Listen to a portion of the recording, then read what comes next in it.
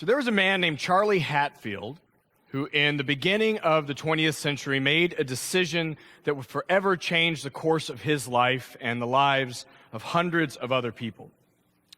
Charlie was a sewing machine salesman in the Dust Bowl in California in the turn of the 19th to 20th century. And Charlie made a decision that he was going to stop selling things that were useful and start selling salvation.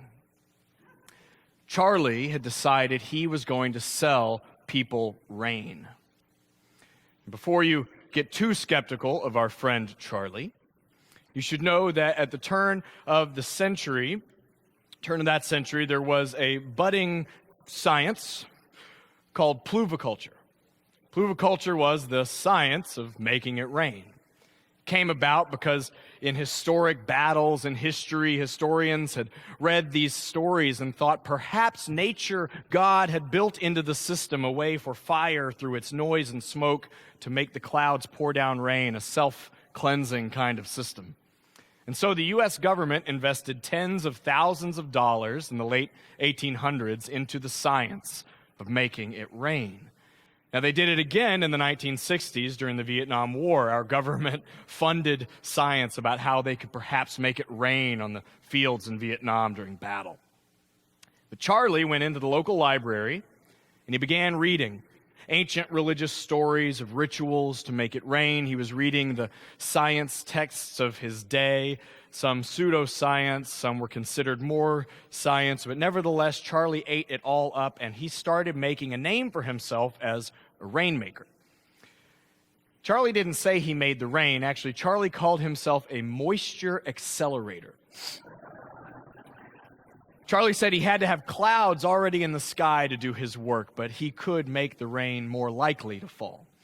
So what he would do, this thin man in his mid-20s, he and his brother Paul would go find a farmer in the Los Angeles area, and for $50, Charlie and Paul would bring rain to their fields, or at least promise to do so. They would come to the field and build a huge tower, 2 stories tall, and on the top a big container that he called an evaporating pan. Charlie would get in his suit and tie. He always wore a suit and tie.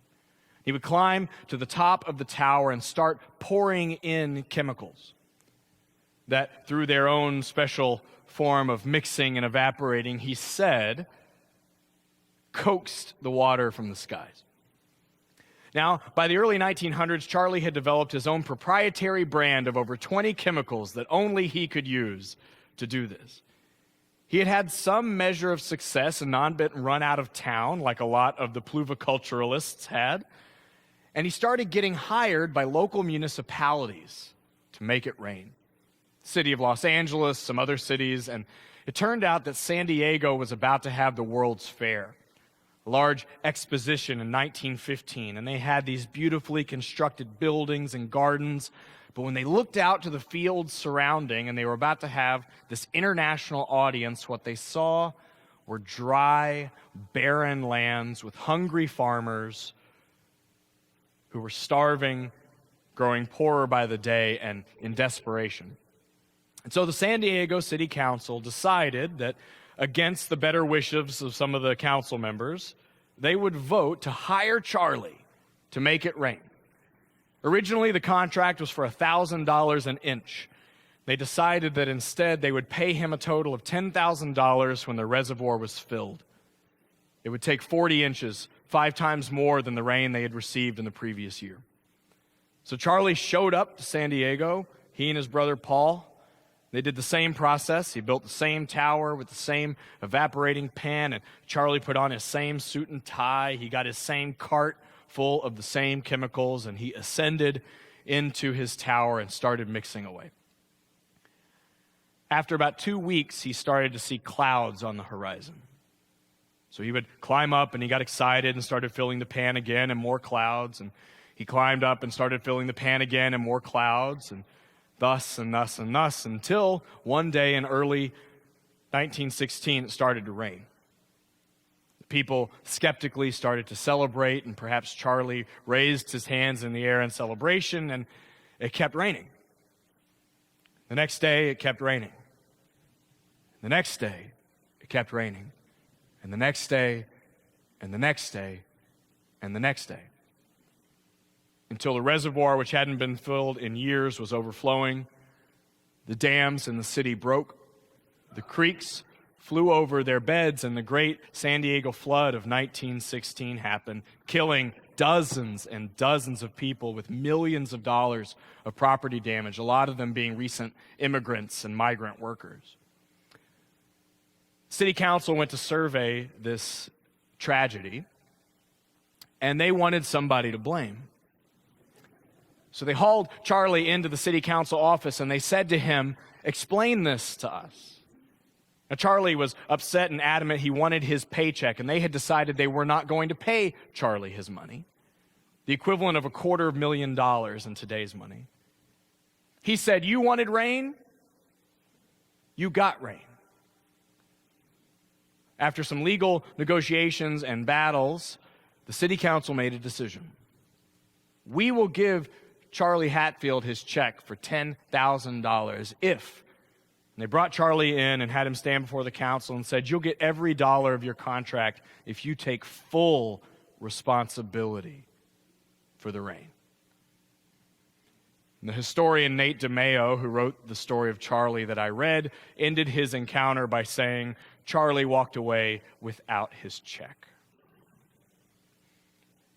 So here's a man who made a decision, no matter how much we believe him or not, that he would make a big, bold promise to people. He wasn't going to sell useful things like sewing machines. He was going to sell things that saved people's lives, things that changed the world, things that were built in with salvation. And when he made that promise, and somebody asked him to live up to that promise, he walked away. Living up to the biggest, boldest promise he'd ever made suddenly sounded scary. Reading Charlie's story makes me wonder, what's the biggest, boldest promise a progressive religious congregation can make? Sure, we can be useful. We have classes, we have charitable drives, we have good worship and friendly faces. We can be useful. But what is the saving promise that we are comfortable making and making good on? See, in this congregation, you're not going to hear a lot about sending people to heaven or hell because we don't believe in hell. We're not going to promise you that we are going to save your soul because we believe that it doesn't need saving, at least in the conventional sense. But I think that sometimes religious progressives can sometimes hide our light under a bushel, hide in the background, talk a little sheepishly about our congregations, and not say, if you come to this place, I promise the transformative power of love will pull you into its grasp so strongly that you'll never be able to live the same way again. I have never heard somebody describe our church that way, but I've watched it happen. I've watched it happen. I know people who made a decision to keep living because of the support they had here. I know that it's been salvific for some. But I don't get up on a soapbox or travel to towns offering money to bring salvation in the sense that we have it. And I think a lot of us don't proudly make bold promises about a place like this because we're afraid that if we do start promising life-saving, transformative encounters, we're going to be associated with charlatans and hucksters, with late-night TV evangelists who promise that if you get close enough to the screens, miracles will happen. In some ways, I'm probably more similar to old Charlie than I'd like to admit. Week after week, I gather the same materials, put on my suit, always a suit, climb into a tower, a smaller one than Charlie's, mix up a batch of anything I have, and pray that something good will come of it. I actually don't think that we're worried about being associated with people who promise things they can't deliver or with snake oil salesmen or carnival barkers. I think that we don't make big, bold promises as religious progressives because somewhere deep and down we're afraid that if we do, someone will ask us to make good on the promise. That someone in our life is going to say, "You promised this. Now it's your turn." Now, in a conventional sense, the biggest promise a religion has ever made to me was heaven and hell. The religious context I grew up in promised that and promised it literally. A heaven that looked a lot like you might imagine in popular media, and a hell that looked a lot like you might imagine in popular media. Interestingly enough, these images of what heaven and hell look like, with clouds and clear skies and angels with harps, or a lake of fire with the devil presiding over it, these things don't actually show up in the scriptures of the Judeo-Christian tradition. But we have invented them. And they have staying power. That's the biggest promise a religion ever made for me, either going to heaven or going to hell. And the interesting thing about that promise, the conventional notion of heaven and hell, or perhaps an overly simplified version of it, is that it assumes that in order to have ultimate meaning, ultimate value, in order to know what good really is, you have to separate all the good in the universe from all the bad in the universe, not just now, but forever. Conventional notions of heaven and hell assume that you cannot know what it means to truly know goodness or holiness unless it's all separated out.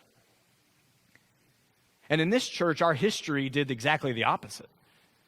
The Universalist ancestors that Reverend Dana read about had decided that there was no hell at all, thank you very much, in the late 1700s and early 1800s. Now, some of them thought that maybe there was a hell and you went there for a little while until you were sorry. They refused to call it purgatory. But eventually a group of them called the ultra-universalists won. They said there never was a hell, there is no hell, there never will be a hell. All parts of creation will be reconciled with the holy forever and ever. Now, this translated for them, as we've mentioned in previous weeks, into a heaven on earth kind of philosophy. They said, if you are going to end up in heaven with your enemies, you had better start loving them now. They said, if all races are equal in the eyes of God, we had better build structures in which that is represented right now. If all genders are equal in the eyes of God, we had better build structures right now. They were big justice people. But they actually were promising heaven. Heaven for everybody. It was a radical idea at the time. What's more interesting to me than their big, bold promise of heaven was that their notion of heaven included everything that had ever been. Every tragedy, every hero, every sinner, every saint, every act of salvation, every act of damnation, every moment of injustice and justice, every person you hate and every person you love had to be included in the eventual rolling creation that was going to be called heaven. They couldn't imagine a heaven that didn't include all things. Now, today, I'm not going to stand on this chancel and promise you that everybody goes to heaven. I will say definitively that we still believe there's no hell. But our version of the afterlife here, the official version of the church, get ready for it, is what happens after you die? We don't know. But we think it happens to everybody. And it's not bad. As far as I know, I've not been dead. I can't stand up here with any ounce of integrity and promise you that I know exactly what it's going to look like afterward. But I do think that whatever we call heaven must include all of it. The promise that we have here today, the big, bold promise that I can confidently give you, is not that I can find a way for you to enter a world where suffering doesn't exist. But I can promise you that it is possible, not just possible, but worth it, to create meaning and hope in a world where suffering does exist. I know I find myself putting off being the person I want to be until this next thing is over. I'm not really being a good person right now at work because I'm so busy, I'll say. I hope people forgive me. I'll get around to my spiritual practice. I'll get around to my justice work in the world after this thing is over, forgetting that there is not going to be a second of my life in which challenge and imperfection are not present. But there is no moment like the current moment to decide that you, just as you are, have what it takes to make a promise to the world just as it is, that wouldn't just be useful, but that would save somebody. It would bring hope to a world longing for it as much as people longed for rain on dry and thirsty land. Charlie's hope, his big, bold promise was that if you were in drought, he'd bring you rain. He couldn't live up to it. And some traditions will promise you that if you pray or think or believe or give or act the right way, eventually when all things are separate, you'll be on the right side of the equation. I can't do that. But I can promise you that within the complicated, difficult, imperfect world, in complicated, difficult, imperfect people, in a complicated, difficult, imperfect church, if you make a big enough promise and make good on it, it kind of feels like heaven. So the question I've been asking myself in the past few weeks has been, what's the biggest promise I can make that I can fulfill? It's not heaven and hell in those senses, but what's the biggest promise you can make that you could fulfill? If you were to go home and write, the biggest promise I can make to my family is, the biggest promise I can make to the church is, the biggest promise I can make to this city is, what would it be? Perhaps not rain. Perhaps not cosmic equations of good and bad. But my guess